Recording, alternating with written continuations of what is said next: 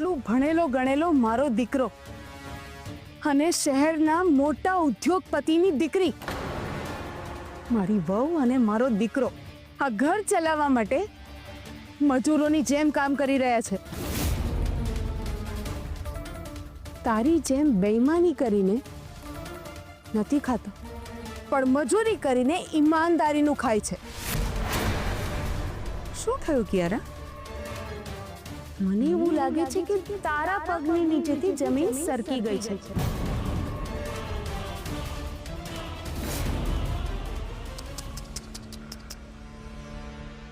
બેટા શૌર્ય,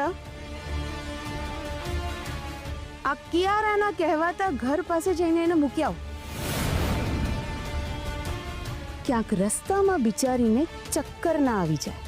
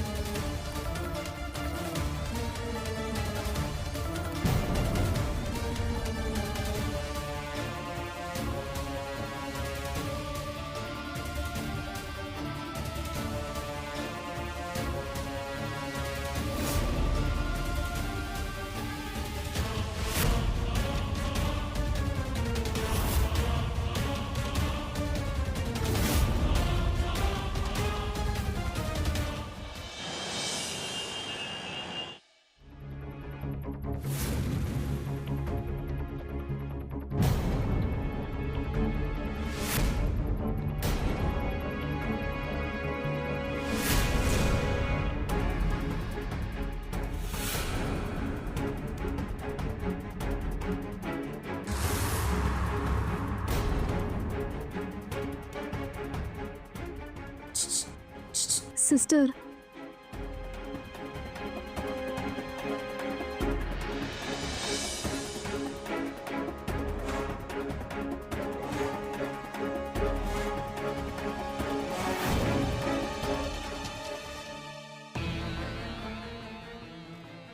કિયારાનો ફોન આવતા આટલી વાર કેમ લાગે છે? અત્યાર સુધી ઉર્મિલા નાણાવટીને ખબર પડી જ ગઈ હશે કે ક્રિશ અને રાધા શું કામ કરી રહ્યા છે. પણ આટલો સમય કેમ લાગ્યો?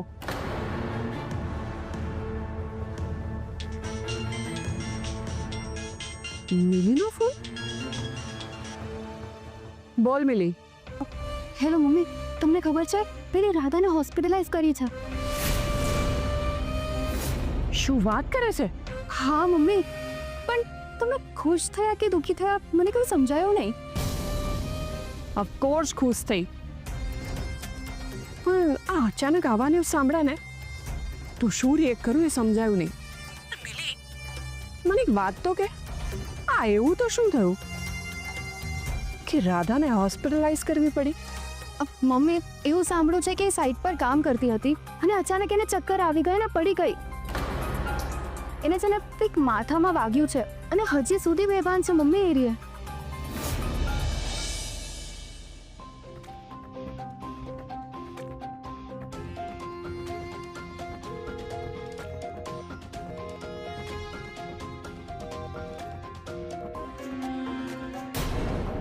મિલી, તો 1 મિનિટ ફોન ચાલુ રાખ. આ કિયારાનો કન્ટિન્યુઅસ ફોન આવે છે. ઠીક છે મમ્મી. હા બોલ કિયારા. વિડીયો જોઈને ઉર્મિલાનો પરિવાર હલી ગયો હશે નહીં? અરે એ નહીં, હું હલી ગઈ છું. મારો આખો પ્લાન ફેલ થઈ ગયો. પ્લાન ફેલ થઈ ગયો? હા, ઉર્મિલાને પહેલેથી જ ખબર હતી કે એનો દીકરો ને બહુ મજૂરી કરે છે.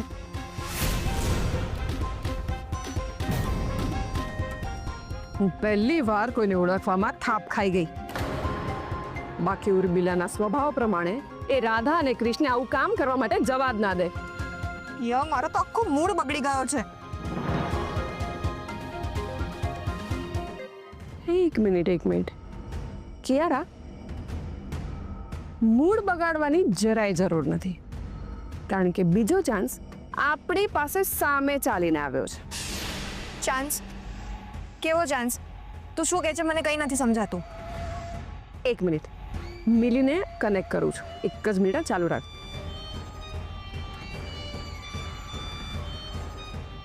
હલો મિલી, કિયારા ફોન પર છે. હેલો કિયારા, રાધાને સાઈડ પર ચક્કર આવ્યા અને એ નીચે પડી ગઈ. ક્રિશે એને હોસ્પિટલાઇઝ કરી છે. શું આ વાત સાચું છે મિલી? હા કિયારા, મેં મારી નજરે જોયું છે. અરે એ કઈ હોસ્પિટલમાં છે? તું એક કામ કર, મને હોસ્પિટલનું લોકેશન સેન્ડ કરી આપ. હું ફટાફટ ત્યાં પહોંચું છું. હા, હમણાં જ કરું છું. ઓય, તારે ત્યાં જવાની શું જરૂર છે? એક કામ કર, એના કરતાં તું અહીં આવો. કેમ? હું ત્યાં આવીને શું કરું? એ લોકો પણ તો હોસ્પિટલ જ જશે ને. કિયારા, મને લાગે છે કે હજી ક્રિશે આરપીને જાણ નથી કરી કે રાધાને હોસ્પિટલમાં એડમિટ કરી છે. એ લોકોને જાણ થાય ને એ પહેલાં તું અહીં આવી જા. પણ ફિયા, હું ત્યાં આવીને શું કરું? કહું છું, સાંભળ તો ખરી.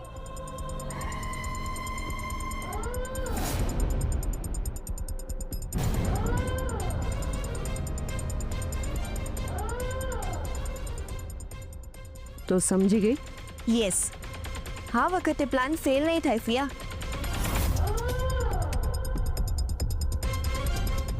હે, લેફ્ટ લઈ લે.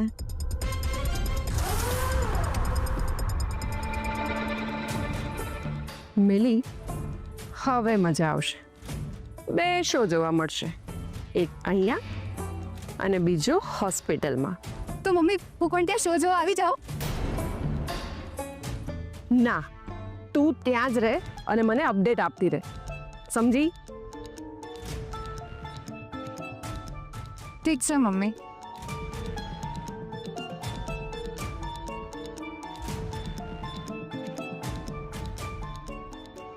હે ભગવાન, મારા ભાઈને આ આઘાત સહન કરવાની શક્તિ આપજો.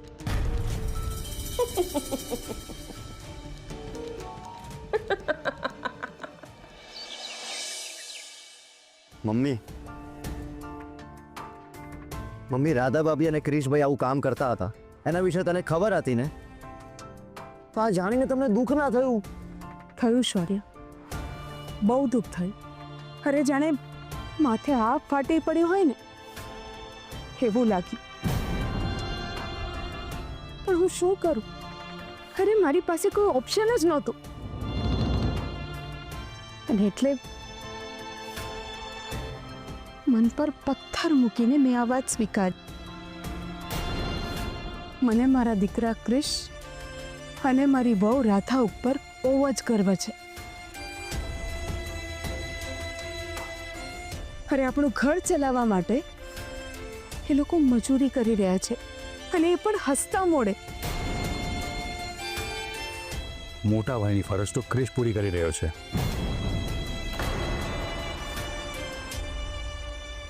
દુઃખ તો એ વાતનું છે કે હું કંઈ નથી કરી શકતો. હર્ષ બેટા, તું એટલીસ્ટ પ્રયત્ન તો કરી રહ્યો છે ને? છો બેટા, આપણે કર્મ કરવાનું હોય છે, એના ફળની આશા આપણે નથી રાખી શકતા. રાધાને માનવી પડે મમ્મીજી. સવારે વહેલા ઉઠીને ઘરના કામ પૂરા કરવાના અને પછી બહાર જઈને કામ કરવાનું. અને બહાર જઈને પણ આવી રીતે મજૂરી કરવાની. એની જગ્યાએ બીજું કોઈ હોય ને તો આવીને એક પણ કામ ના કરે. અને રાધા આવીને મને રસોઈમાં પણ મદદ કરતી હતી. જમ્યા પછી બધું પરવારીને પછી એ સુવા જતી હતી. આ બધું તો ફક્ત રાધા જ કરી શકે મમ્મીજી. હા, ખરેખર હું બહુ નસીબદાર છું કે મને આવી વહુ મળી. આજે જ્યારે રાધા કામ પર જતી હતી ને ત્યારે જ મેં એને કહ્યું કે સાંજે જ્યારે તું ઘરે આવીશ ને તો નિરાંતે બેસીને તારી સાથે ખૂબ બધી વાતો કરવી છે. પણ રાધાએ જે આપણા માટે કર્યું છે ને એ ઉપકારનો બદલો હું કઈ ભાષામાં વ્યક્ત કરું એ જ નથી સમજાતું. મમ્મી મને માફ કરી દે. મમ્મી, મને એવું હતું કે રાધા ભાભી અને ક્રિશભાઈ કોઈ ઓફિસમાં જોબ કરે છે, અને એટલા માટે તો હું નિશ્ચિંત હતો, અને એટલા માટે મેં જોબ લેવા માટે જોઈએ એવા પ્રયત્નો પણ નહોતા કર્યા. પણ મમ્મી, હવે હું રાધા ભાભી અને ક્રિશભાઈને આ કામ નહીં કરવા દઉં. હા, આપણે બધા ભાઈઓ ખૂબ મહેનત કરીશું, અને રાધા પહેલાની જેમ નીલા સાથે ઘરમાં શાંતિથી રહેશે.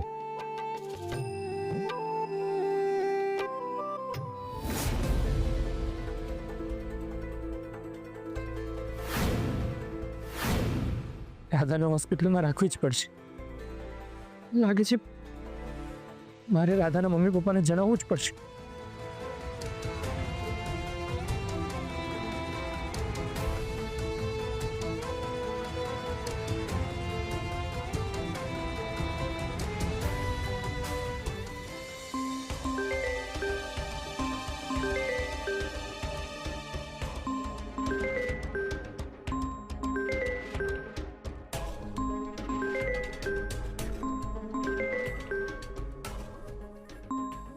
ક્રિશનો ફોન?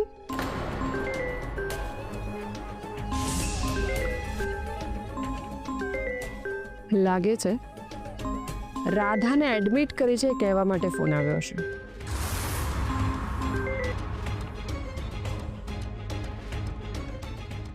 પણ અત્યારે ભાઈને આ ન્યૂઝ ના મળવા જોઈએ.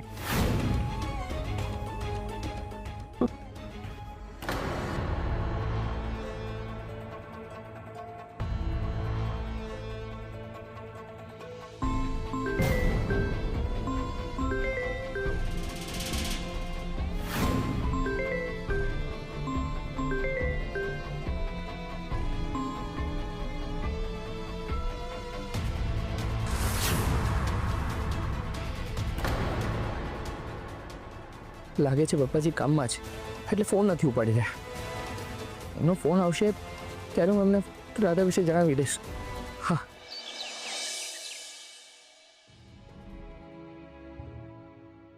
ભાઈ ભાભી, જમવાનું પીરસું છું, ચાલો જમવા. હા, આવ્યા મીતા.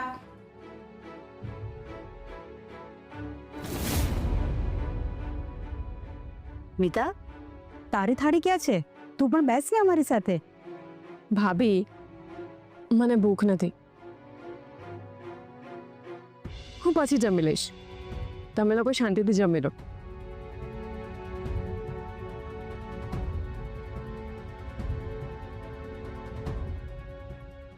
થોડી જ વારમાં શાંતિ અશાંતિમાં ફેરવાઈ જશે.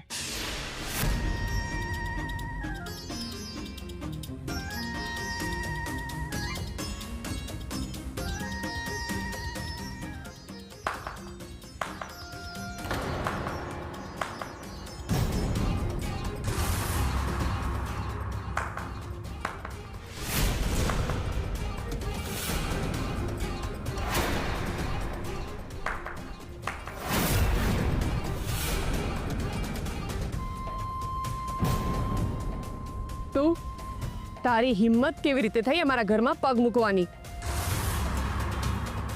સાંભળો, તમે શાંતિથી જમી લો. મિતા, આને કહી દે કે અહીંયાથી ચૂપચાપ જતી રહે. અમારે આની સાથે કોઈ વાત નથી કરવી.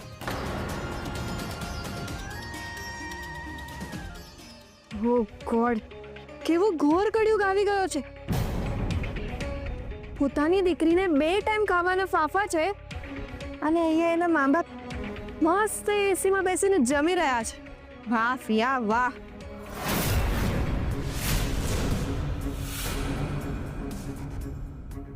પ્યારા, અમારે શું કરવું છે અને શું નથી કરવું એની અમને જાણ છે. તારે જણાવવાની જરૂર નથી. નીકળી જાય અહીંયાથી. અરે અરે, કૂલ ડાઉન મિસ્ટર પરી, કૂલ ડાઉન. જો આટલો બધો ગુસ્સો તમારી હેલ્થ માટે જરાય સારો નથી. અરે તમને મને જોઈને જ આટલો ગુસ્સો આવે છે તો વિચાર કરો, તમારી દીકરી અને જમાઈને જોશો તો કેટલો ગુસ્સો આવશે તમને. અરે તમારું તો મગજ જ ફાટી જશે.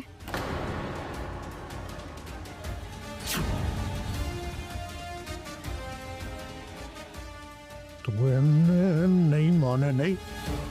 એક મિનિટ.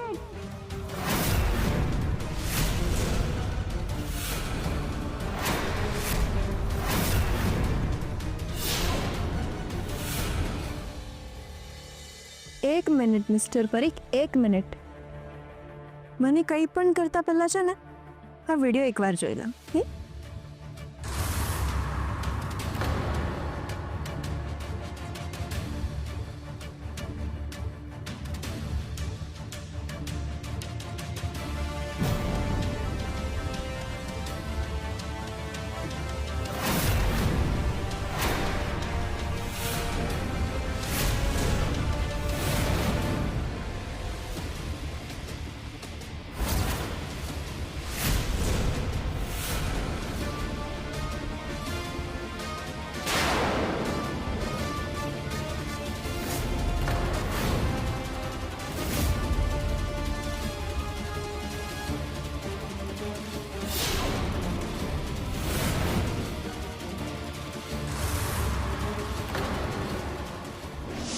એ જા મારા માટે આઈસ્ક્રીમ લઈ આવ.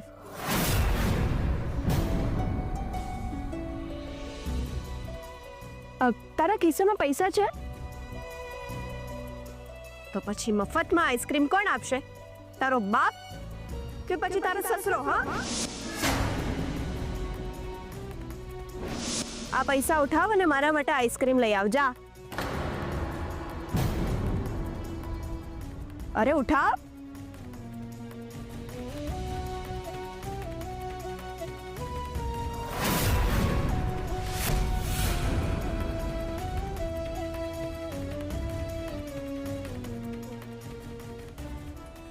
ચલ જા.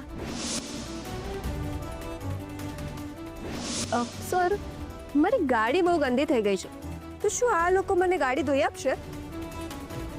કેમ નહીં? એ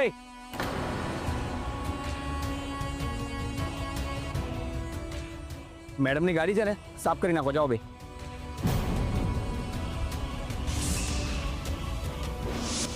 એટલે તને ખબર હતી કે એ લોકો ક્રિશ અને રાધા છે, તે છતાં જાણી જોઈને તેમની પાસે આ બધા કામ કરાવ્યા? Yes mister Parikh, yes. જ્યારે કૃષ્ણની સાથે મારા લગ્ન થતા હતા ત્યારે તમે મને ઊભી કરીને તમારી દીકરી રાધાને બેસાડી દીધી. ત્યારે મને કેટલું ખરાબ લાગ્યું છે. આવ્યો ને હવે તમને એનો અંદાજો?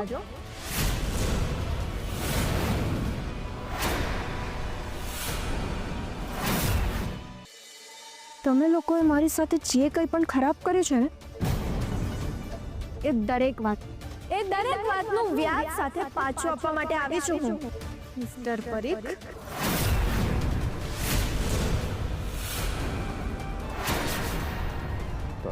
મારી સાથે આવી રીતે વાત કરવાની હિંમત કેવી રીતે થાય?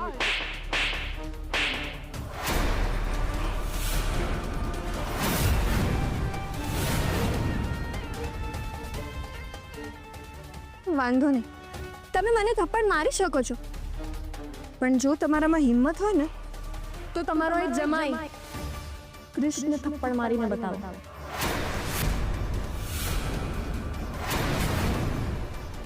કારણ કે આજે એના જ લીધે તમારા જેવા નામી બિઝનેસમેનની દીકરી આવી કાળી મજૂરી કરે છે.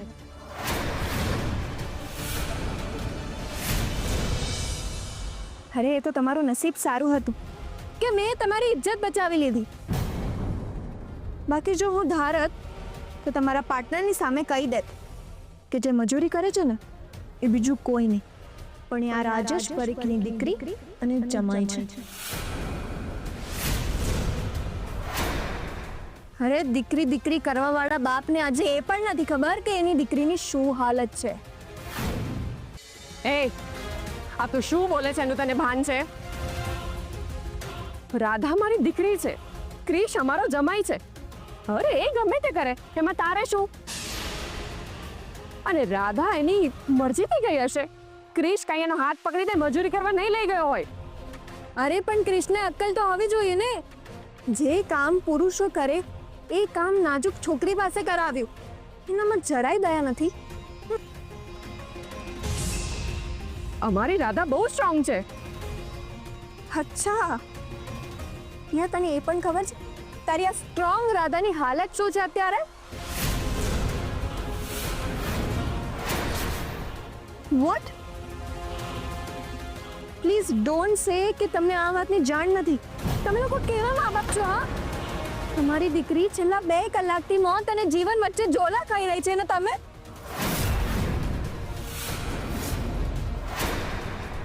અહીંયા એસીમાં બેસીને જમો છો અરે તમારામાં જરાય શરમ જેવું કંઈ છે કે નહીં